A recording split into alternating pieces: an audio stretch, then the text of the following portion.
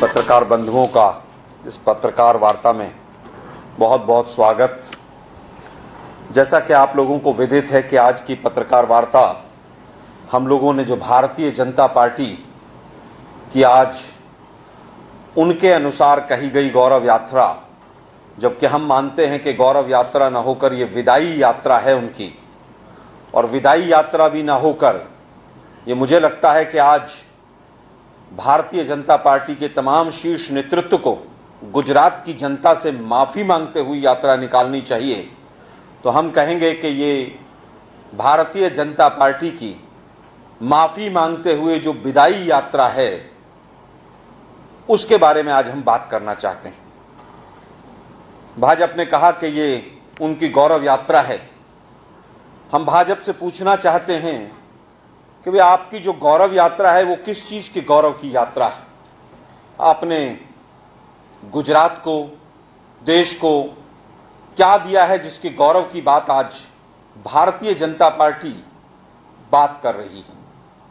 क्या इस बात की गौरव यात्रा है कि महंगाई की मार जो है वो हर आदमी के ऊपर पड़ रही है? 410 रुपये का सिलेंडर 1150 रुपये का हो गया है। क्या इस बात की गौरव यात्रा है? क्या जो 50 वर्षों में सबसे ज्यादा बेरोजगारी दर है, क्या उसकी गौरव यात्रा है ये? क्या ये पिछले 5 वर्षों में 30 से ज्यादा जो पेपर लीक हुए हैं गुजरात के अंदर, जिसमें मेरे साथी गोयल जी बात करेंगे अभी आपसे डिटेल में, क्या ये उसकी गौरव यात्रा है? क्या आपने पूरी तरह से जिस तरह से लोकतंत्र का गला घोंटा हुआ है उस चीज की गौरव यात्रा है गुजरात के अंदर? क्या ये जो 28 आंदोलन गुजरात में चल रहे हैं, क्या ये उसकी गौरव यात्रा है कि तमाम जो कर्मचारी वर्ग है, शिक्षित वर्ग है, अशिक्षित वर्ग है, क्या ये उसकी गौरव यात्रा है? क्या ये जो 84 के करीब डॉलर पहुंच गया है रुपए की तुलना में, क्या ये उसकी गौरव यात्रा है? क्या ये गौरव यात्रा जिस तरह से नैनो प्लांट से कोई मशीन नहीं निकल रही, कोई गाड़ी नहीं निकल रही, क्या उसके बंद होने की गौरव यात्रा है?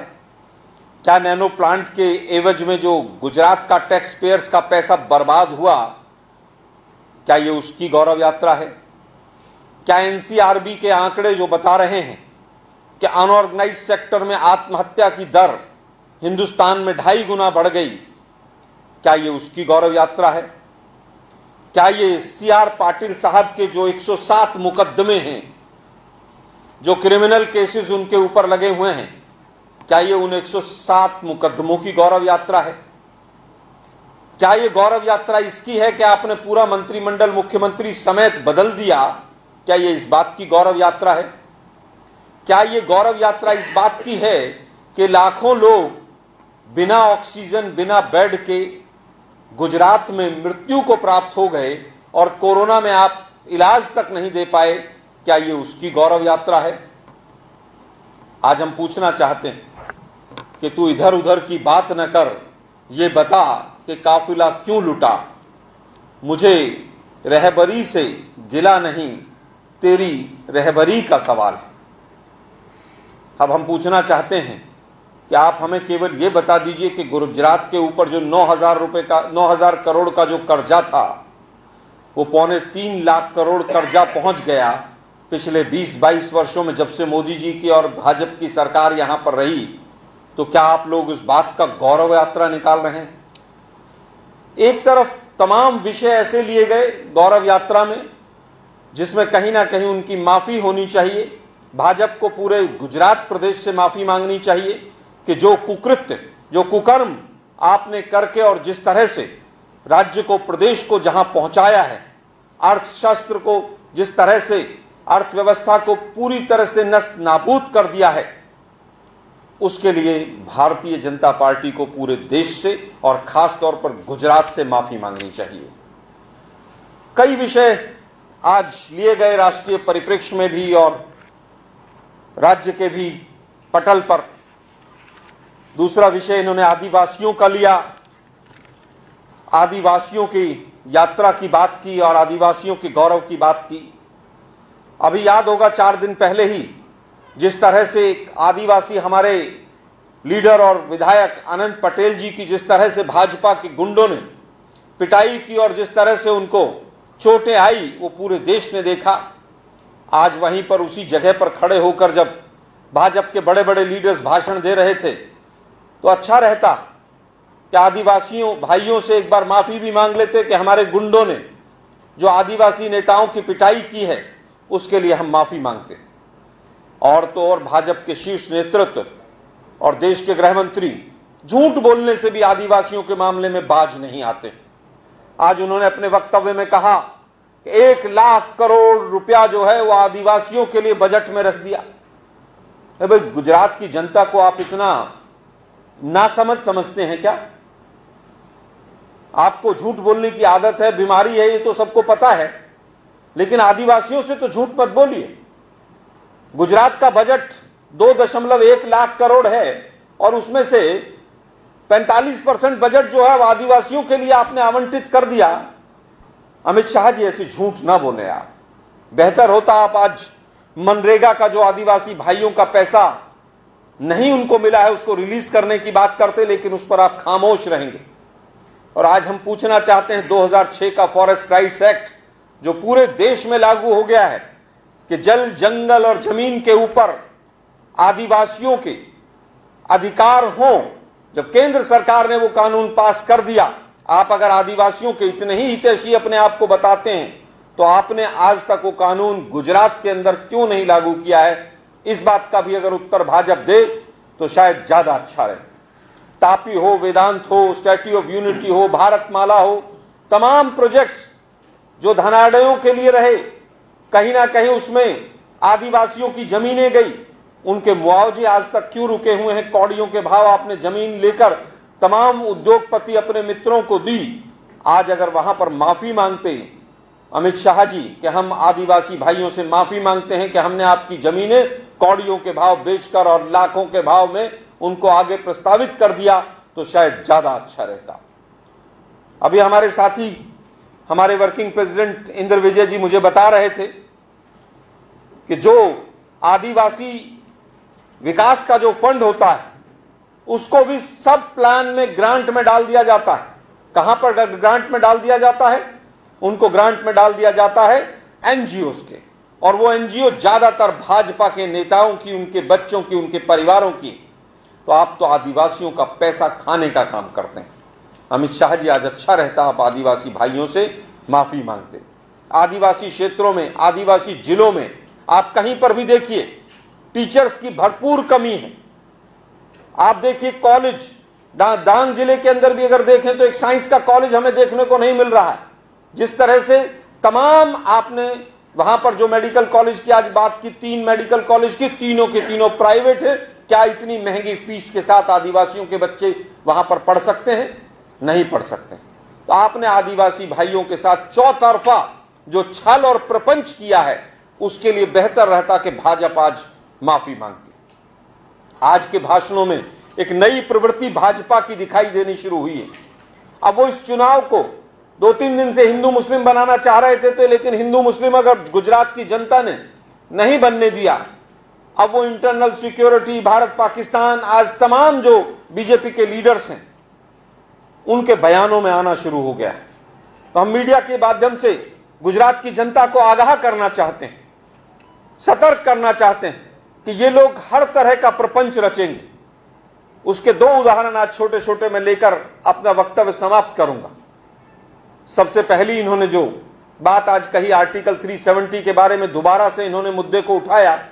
मुझे तो नहीं पता था कि देश के गृह मंत्री इतने अज्ञानी हो सकते हैं। वो कह रहे हैं कि धारा 370 हमने हटा दी, और धारा 370 जो थी अगर वो ना होती तो क्या होता? धारा 370 से ही जम्मू कश्मीर हिंदुस्तान का हिस्सा है। और ये जिस नोटिफिकेशन की आज अमित शाह जी बात करके गए हैं, इस नोटिफिकेशन की मैं कॉपी लेकर बैठा हूं। ये नोटिफिकेशन की कॉपी कहती है कि धारा 370 की जो पावर्स हैं उनको यूज करते हुए हमने 2 बदलाव किए।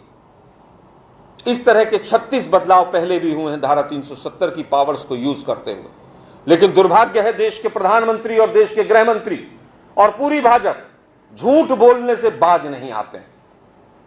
कल पूरी भाजपा और पूरा मीडिया ये दिखा रहा था कि वहां पर जम्मू के अंदर एक ऑर्डर आ गया है कि 1 साल में अगर आप वहां रहते हैं तो उसके बाद वोटर सर्टिफिकेट भी बन जाएगा और तमाम चीजें हो जाएंगी। लेकिन मैं देश के गृह मंत्री को बता देना चाहता हूं कि 24 घंटे के अंदर अंदर आपकी सरकार ने ये नोटिफिकेशन भी वापस ले लिया। तो अमित शाह जी, मुद्दों से ना भटकाएं आप देश की जनता को, अब गुजरात की जनता को। अब आपकी असलियत, आपकी कलई खुल चुकी है। आप झूठ बोलते हैं और झूठ के अलावा कुछ नहीं बोलते हैं आप। आज उन्होंने इंटरनल सिक्योरिटी की भी बात कही। वैसे तो इनका भाजपा का पूरा पुराना ये अपना एजेंडा रहता है कि पुराने प्रधानमंत्रियों को कोसा जाए, लेकिन मैं उनको याद दिलाना चाहता हूं, पिछले चुनाव में भी डॉक्टर मनमोहन सिंह को और पूर्व सेना अध्यक्ष को आप लोगों ने इसी तरह से प्रश्न चिन्ह में खड़ा किया था, लेकिन उसके बाद अरुण जेटली साहब ने संसद के अंदर माफी मांगी थी कि हमसे गलती हो। अब हम 3 सवाल उनसे पूछना चाहते हैं। अमित शाह जी, आप क्योंकि स्वयं गृह मंत्री हैं, पुलवामा के शहीदों को अभी तक शहीद का दर्जा क्यों नहीं मिला? पुलवामा की घटना को हुए लगभग 3.25 साल हो गए, अभी तक उनको शहीद का दर्जा क्यों नहीं मिला? पहला सवाल। दूसरा सवाल, जांच कहां तक पहुंची है? मोदी साहब जिस समय पर वहां पर जिम कॉर्बेट में फोटो सेशन करवा रहे थे, 300 किलो आरडीएक्स वहां तक कैसे पहुंचा था, उसका आज तक देश को नहीं पता चला। और तीसरा सवाल, वो जो गाड़ी पुलवामा के काफिले से टकराई थी, वो गाड़ी किसकी थी? उसका मालिक कौन था? कोई मिली भगत तो नहीं थी देवेंद्र सिंह डीएसपी की और भाजपा की और तमाम जो सिक्योरिटी एजेंसीज हैं उनकी? इसकी जांच कहां तक पहुंची है, इसका पता करना चाहिए। हम तो मीडिया के माध्यम से भाजपा से ये पूछना चाहते हैं कि पुलवामा का आज आपने जिक्र किया, आपने इंटरनल सिक्योरिटी का जिक्र किया, वो कौन सी गाड़ी थी जो पुलवामा के काफिले से टकराई थी? वो मारुति थी, एम्बेसडर थी, स्कॉर्पियो थी, इनोवा थी, क्या था वो? देश की जनता जानना चाहती है। अगली बार आए अमित शाह जी, आप गुजरात की धरती पर तो गुजरात की जनता को बता कर जाइएगा। एक विषय आज महत्वपूर्ण हमने लिया, जिसके ऊपर गोयल साहब पूरी बात करेंगे। आज ही की खबर है कि आज भी एक पेपर लीक हुआ। तो अमित शाह जी, क्या इस बात का गौरव यात्रा निकल रही है कि 22 से ज्यादा पेपर ऐसे लीक जो हैं पकड़े गए हैं और आज तक किसी को सजा नहीं मिली? मैं इस विषय पर चाहूंगा मेरे साथी जी मैडम। अच्छा, आज अमित शाह ने कहा है कि 1990 से कांग्रेस सत्ता पक्ष में है ही नहीं, तो फिर विकास के कौन से काम? क्या केंद्र में सरकार में नहीं रही? अमित शाह जी तो गृह मंत्री हैं, तो क्या केंद्र की सरकार केवल उन्हीं की ऐसी है जो काम करती है? गुजरात में जिस एजेंडे से कांग्रेस आगे बढ़ रही है, क्या नेशनल हाईवेज जो बनाए गए थे वो किसने बनाए थे? तमाम सेंट्रल जो फंडिंग आई थी वो कहाँ से आई थी? अमित शाह जी तो गृह मंत्री हैं, उनको ऐसी बचकानी बातें नहीं करनी चाहिए। सीआर पाटिल का कहना है कि कांग्रेस के काम नहीं, कांग्रेस के कारनामे बोलते हैं। जिसके ऊपर 107 केस लदे हों वो भी कारनामों की बात करता है, लगता है मोदी जी का पक्का चेला है।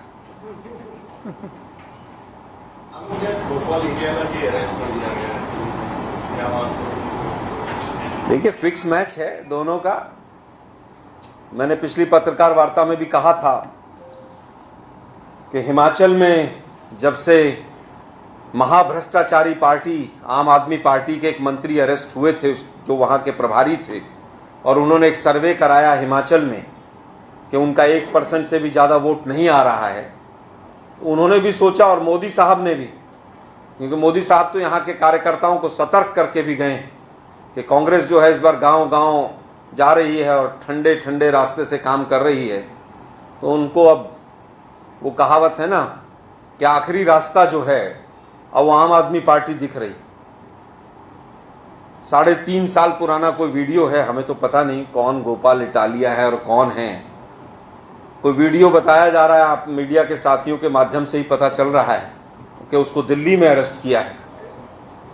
3.5 साल से खुला छोड़ रखा था, अब दिल्ली में अरेस्ट कर लिया ताकि मीडिया का शाम को फोकस उस पर जाए और लड़ाई में जो है आम आदमी पार्टी को किसी आधार पर दिखाया जाए। अभी कुछ दिन पहले कुछ होर्डिंग पोस्टर लगे थे, उनसे बात नहीं बनी, तो हिंदू मुसलमान हो ही नहीं रहा चुनाव। फिर उसके बाद उन्होंने वो कृष्ण और कंस और पता नहीं कौन कौन सी चीज़ें लेकर आए केजरीवाल जी। अगली बार हनुमान चालीसा पढ़ते हुए आएंगे वो देखना एयरपोर्ट से, उससे भी बात नहीं बनी। तो आज उनके एक प्रदेश अध्यक्ष को अरेस्ट किया है, ऐसा मीडिया के माध्यम से पता चल रहा है। मिलीजुली सरकार है और मिले जुले कारनामे हैं कि जनता का ध्यान कैसे बांटा जाए। एक व्यक्ति वो है जो हजारों दारूशालाएं खोल के दिल्ली में यहाँ के प्रवचन दे रहा है, और मोदी जी और तमाम जो यहाँ के लीडर्स हैं वो तो स्वाभाविक है कि कहीं ना कहीं वो ध्यान भटकाना चाहते हैं। डबल इंजन की सरकार गुजरात में थी, वो क्यों हटा दी गई और क्यों मंत्रिमंडल को हटा दिया गया, आज देश जानना चाहता है।